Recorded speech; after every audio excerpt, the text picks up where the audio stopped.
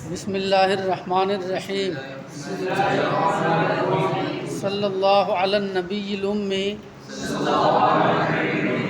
وعلی آلہ وصحبہ وسلم۔ حضرت شیخ سعدی علیہ الرحمہ فرماتے ہیں کہ جب میرے دل میں وہ بات آئی، سمجھ میں آیا نا، کہ اگر تیرے پاس پیسے نہیں ہیں تو کیا ہوا، تیرے پاس بلبل ہزار داستان جیسی زبان تو ہے،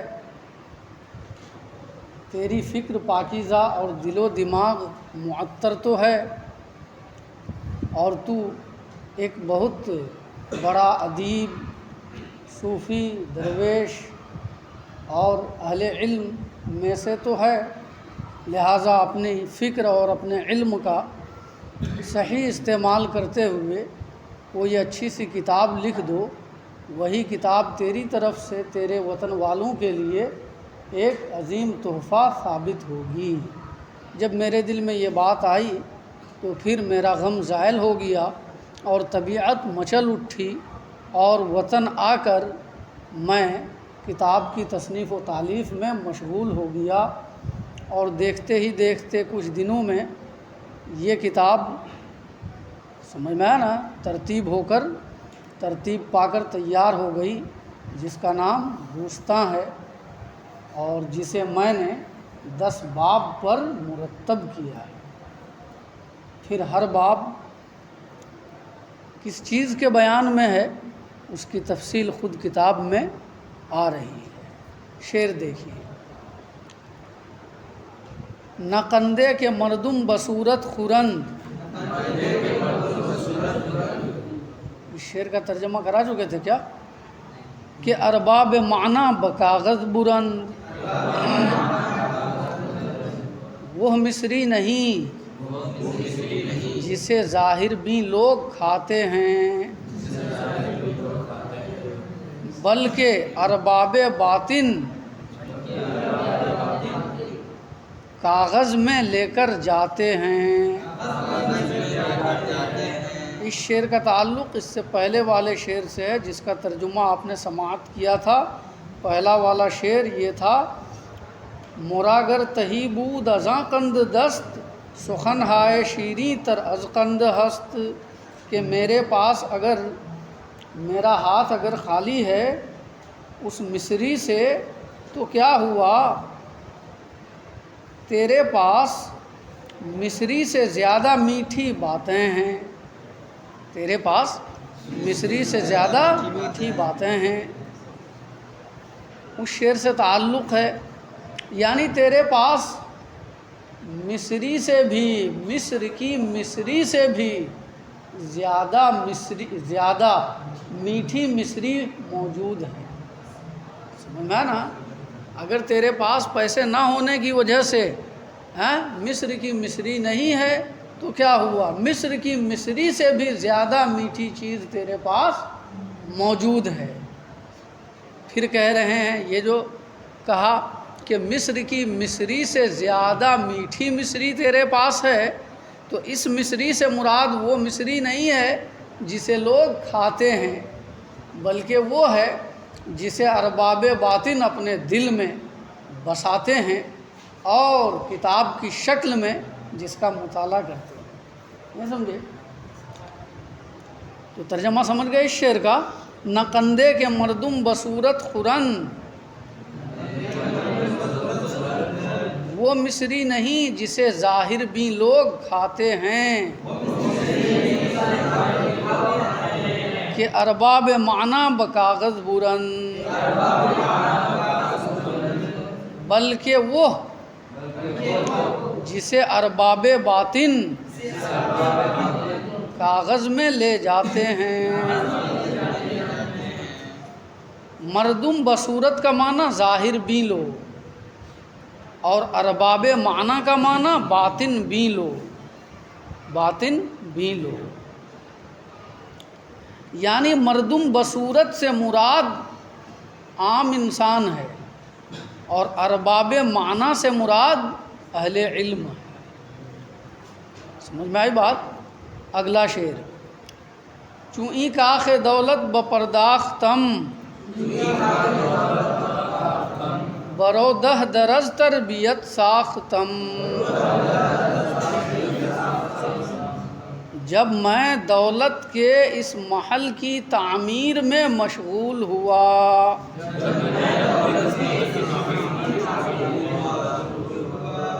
تو اس پر میں نے تربیت کے 10 دروازے بنائے۔ کاخ دولت، کاخ کا معنی محل، قلعہ، اور دولت کا معنی دولت، سلطنت، ہے نا۔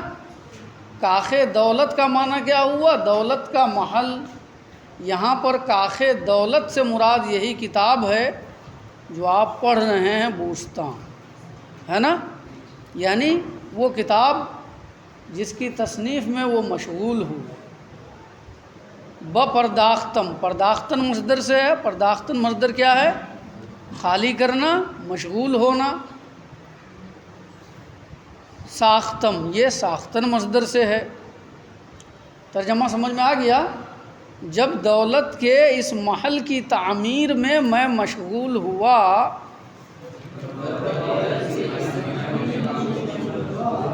تو میں نے اس پر تربیت کے 10 دروازے بنائے۔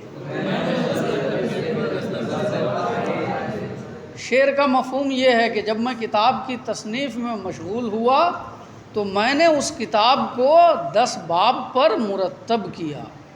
10 باب پر۔ کون سا باب کس چیز کے بیان میں ہے، اب اس کی تفصیل بیان کر رہے ہیں۔ یکے باب عدل است و تدبیر و رائے، نگہبانی خلق و ترس خدائے۔ پہلا باب عدل اور تدبیر اور رائے کے بیان میں ہے۔ مخلوق کی نگہبانی اور خوف خدا کے بیان میں ہے۔ تمام الفاظ وہ ہیں جن کے معنی اور مفہوم سے آپ آشنا ہیں۔ البتہ رائے کا مفہوم سمجھ لیجئے۔ رائے سے مراد کیا ہے؟ رائے سے مراد مشورہ ہے۔ کیا ہے؟ مشورہ ہے۔ تو پہلے باب میں عدل، تدبیر اور مشورہ کا بیان ہے، اور اسی کے ساتھ خلق خدا کی نگہبانی اور خوف خدا کا بیان ہے۔ اگلا شعر۔ دوم باب احسان ہادم اساس، کہ محسن کند فضل حق را سپاس۔ دوسرے باب کی بنیاد میں نے احسان پر رکھی، تاکہ محسن خدا کے فضل کا شکریہ ادا کرے۔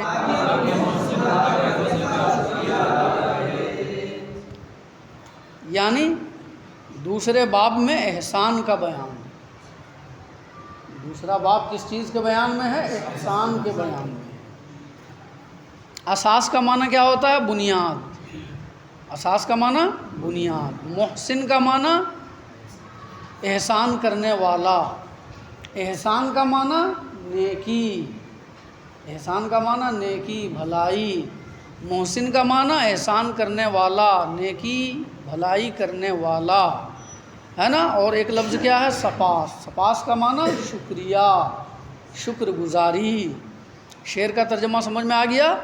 دوسرے باب کی بنیاد میں نے احسان پر رکھی، تاکہ محسن خدا کے فضل کا شکریہ ادا کرے۔ اگلا شعر۔ سوم باب عشق است و مستی و شور، نہ عشق کے بندند بر خود بزور۔ تیسرا باب عشق و مستی اور شور کے بیان میں ہے۔ وہ عشق نہیں جسے لوگ اپنے اوپر زبردستی طاری کر لیتے ہیں.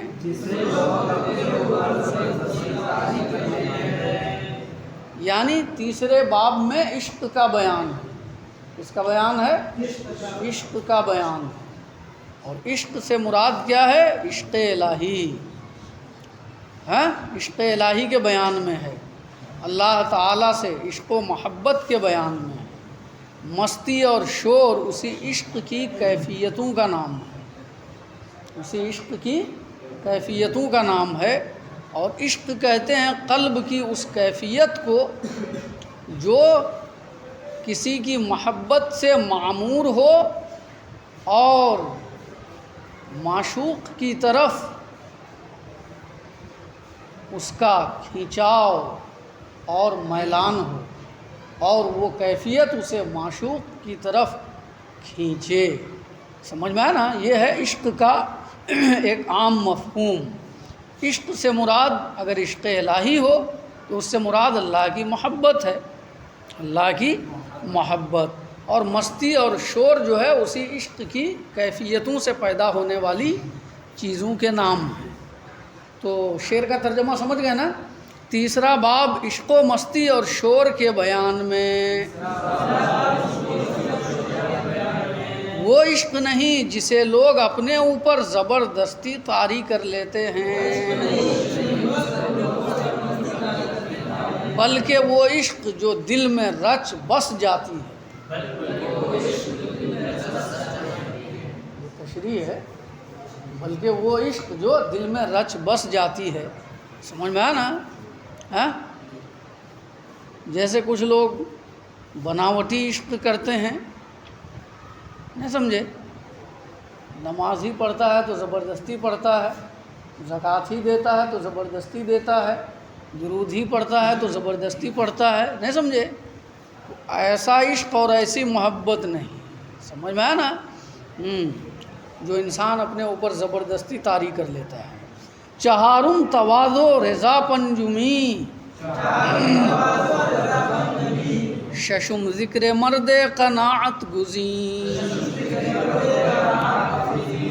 چوتھا باب تواضع اور پانچواں رضا کے بیان میں. اور چھٹا باب قناعت اختیار کرنے والے مرد کے ذکر میں. سمجھ گئے؟ چوتھے باب میں تواضع کا بیان ہے. تواضع عاجزی کو کہتے ہیں، عاجزی اور انکساری کا بیان ہے. اور پانچواں باب جو ہے وہ رضائے الہی کے بیان میں ہے، خوشنودی ربانی کے بیان میں ہے. اور چھٹے باب میں قناعت کی فضیلت کا بیان.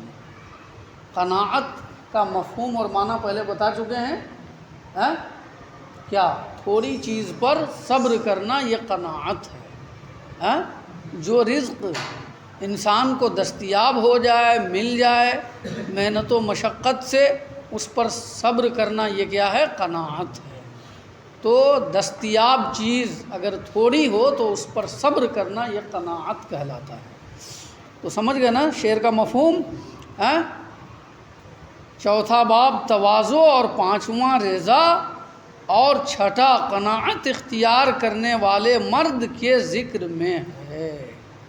اگلا شعر دیکھیے. بہفتم درز عالم تربیت، بہشتم در از شکر بر عافیت. ساتویں باب میں جہان تربیت کا ذکر ہے، اور آٹھویں باب میں عافیت پر شکر کرنے کا ذکر ہے. سمجھ گئے؟ ساتویں باب جو ہے وہ تربیت کے بیان میں ہے، تربیت کے بیان میں مختصر ہے. اور آٹھویں باب میں کس چیز کا بیان ہے؟ عافیت پر شکر کا بیان ہے. عافیت یعنی صحت اور سلامتی، صحت و سلامتی پر شکریہ ادا کرنے کے بیان میں ہے 8ویں باب، اور 7ویں باب میں تربیت اور اس کے مختلف پہلوؤں کا بیان، مختلف صورتوں کا بیان۔ بہفتم، سمجھ گئے نا؟ ہاں، اور شعر میں جو در کا لفظ ہے وہ زائد ہے، اسی طرح دوسرے مصرے میں بھی ہشتم کے بعد در کا لفظ ہے وہ زائد ہے۔ ہفتم کے بعد پہلے مصرے میں در کا لفظ زائد ہے، اور ہشتم کے بعد دوسرے مصرے میں در کا لفظ زائد ہے۔ سمجھ میں آیا نا؟ تو یہاں تک 8 باب کی تفصیل ہو گئی۔ 9واں اور 10واں باب جو ہے نا، ایک شعر ہے، اس کو بھی پڑھ لیتے ہیں۔ نہم راہ توبہ است و راہ ثواب، دہم در مناجات و ختم کتاب۔ 9واں باب توبہ اور راہ راست کے بیان میں ہے۔ 9واں باب راہ توبہ اور راہ راست کے بیان میں۔ 10واں باب مناجات اور ختم کتاب کے بیان میں۔ مناجات کا لغوی معنی کیا ہے؟ سرگوشی کرنا، اس سے مراد دعا ہے، دعا۔ اور ختم کتاب یعنی خاتمہ کتاب، سمجھ میں آیا نا؟ کتاب کے خاتمہ کے بیان میں ہے 10واں باب۔ مختصر میں سن لو کہ پہلے باب میں عدل کا بیان ہے، دوسرے میں احسان کا بیان ہے، تیسرے میں عشق الہی کا بیان ہے، چوتھے میں تواضع یعنی عاجزی کا بیان ہے، 5ویں میں رضا الہی کا بیان ہے، اور 6 میں قناعت کی فضیلت ہے، اور 7ویں میں تربیت کا ذکر ہے، اور 8ویں میں عافیت کا ذکر ہے، اور 9ویں باب توبہ کے بیان میں ہے، اور 10ویں باب دعا اور ختم کتاب کے بیان میں ہے۔ یہ کتاب کب لکھی گئی، کس تاریخ میں لکھی گئی، اگلے اشعار میں اس کو بیان کر رہے ہیں۔ ہم سبق یہیں پر مکمل کرتے ہیں۔ صلی اللہ علی النبی الامی وعلی آلہ وصحبہ وسلم۔